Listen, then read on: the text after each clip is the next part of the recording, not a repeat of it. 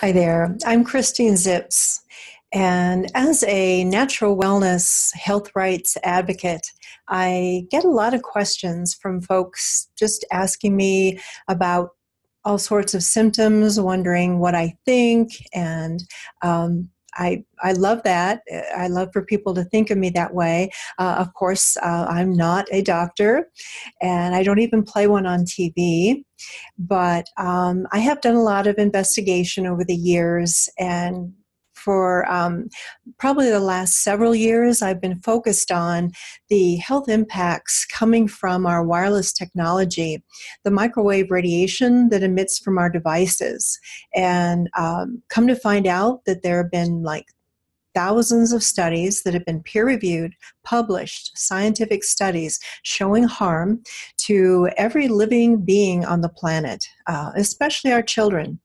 But I'm doing my best to raise awareness. I've formed an opinion, but it's just an opinion. I would never ask anyone to take mine as their own.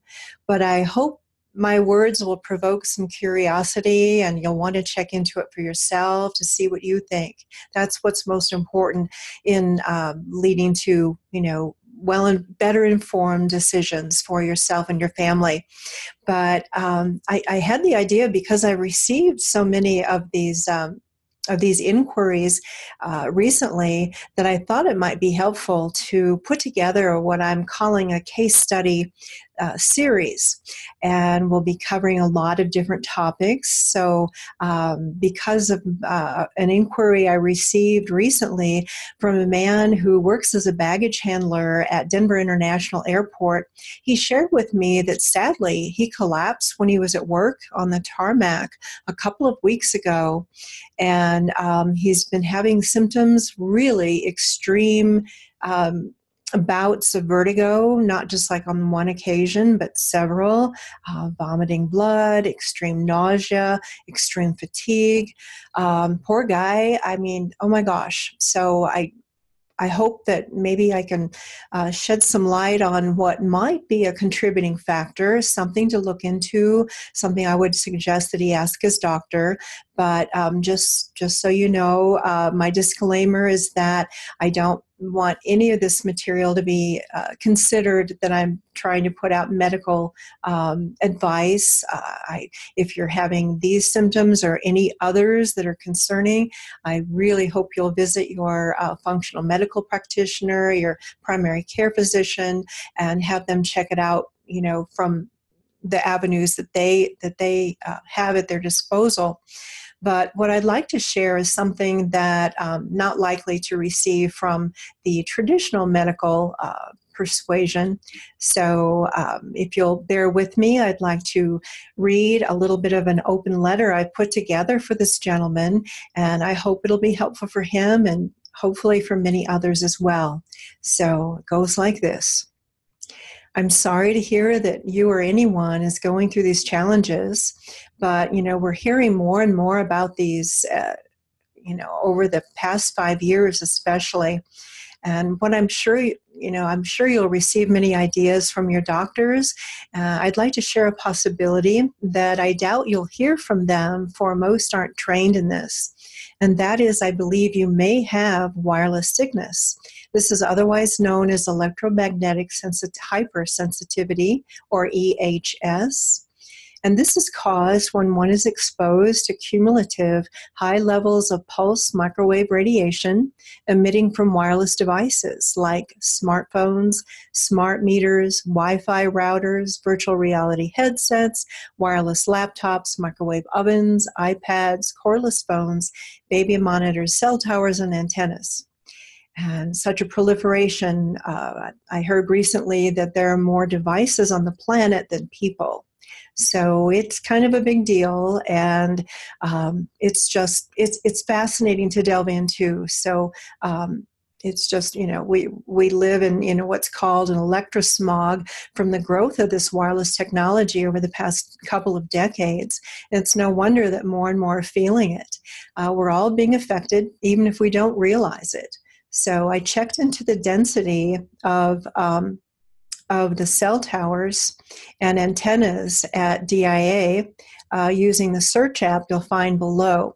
You'll see many links to supporting articles and documents that you might find interesting to look into in the comments below. But I found out that within a 4-mile radius of Denver International Airport, there are currently 666 cell towers, 6 new tower applications filed, and 184 cell tower antennas there. Within the same distance of your home, there are 90 towers, 1 new application, and 364 antennae. And thank you for sharing with me your address so I could look this up for you. It's important to note that this presented through this app with an alert warning due to the relatively high density there, both at the airport and at your home. And for purposes of comparison, I noticed that your home is not very far from ours, yet our readings are 52 towers, no new applications, and 268 antennae with no alert warning popping up. So even though my husband and I have experienced symptoms, including vertigo, from exposure when near cell towers and in high-density locations, we take measures to keep the levels low as best as we can. And since this is cumulative, we don't go out like we used to, plays and concerts and even out to restaurants when it seems like everybody's got their cell phone on, and especially during rush hour and weekends, we just try to, avoid as much exposure. And it's too bad that we even have to think about this anymore because there's just so much that we, love to do. But we pick and choose how we expose ourselves to this. But And to get back to what I was sharing here, to help you lower your radiation exposure at home, I suggest that if you don't already have an analog phone, that you consider purchasing one. Also, you could turn off your Wi-Fi router when not in use, especially at night when your body is in the restorative mode. We put our Wi-Fi router on a timer, and it's just kind of a no-brainer. I think it goes off at around 10 p.m., comes on at 6 a.m. And we noticed right away when we realized that this would be a good idea to do this. We tried it. Otherwise, we had it on 24/7. But, we immediately started sleeping better, deeply, more deep sleep and REM sleep and vivid dreams. So I believe that the more we can cut down our exposure, it's called like a digital detox, and that's a real thing, by the way, but can go into that another day, but that you should feel better right away.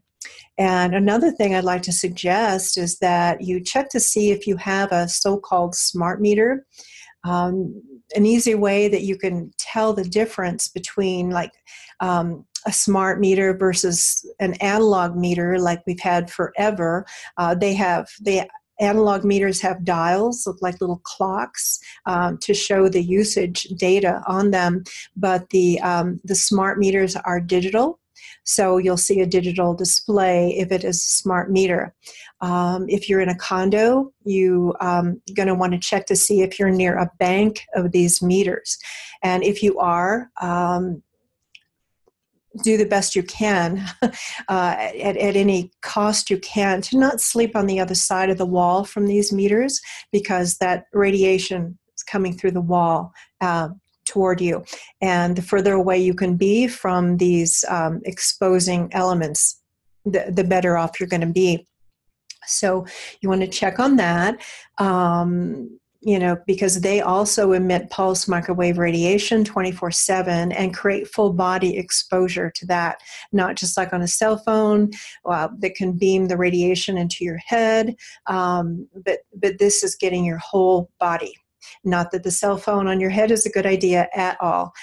You'll see some more information about that below, and including a wonderful short video by the late Jimmy Gonzalez, who sadly paid the ultimate price for his heavy wireless use. But you'll also find a link below for more information about the smart meters, including an award-winning film, Take Back Your Power, in the links below. And as for your airport job, should you choose to continue working there, I suggest you consider looking into some protective clothing. I'm happy to help share links to quality resources on that if you'd like. So just let me know in a private message.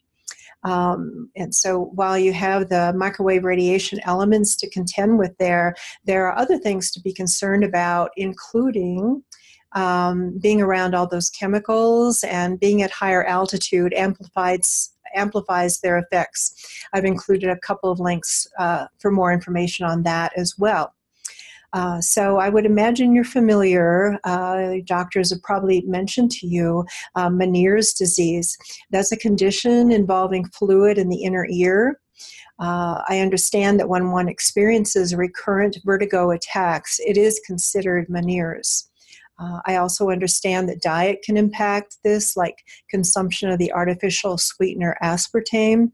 You'll find more information included below on this as well. So I've thrown a lot at you, and it probably seems like I've delivered it through a fire hose, but there's so much to know, and and the truth is being purposely held from us on this, despite thousands of peer-reviewed published scientific studies showing harm.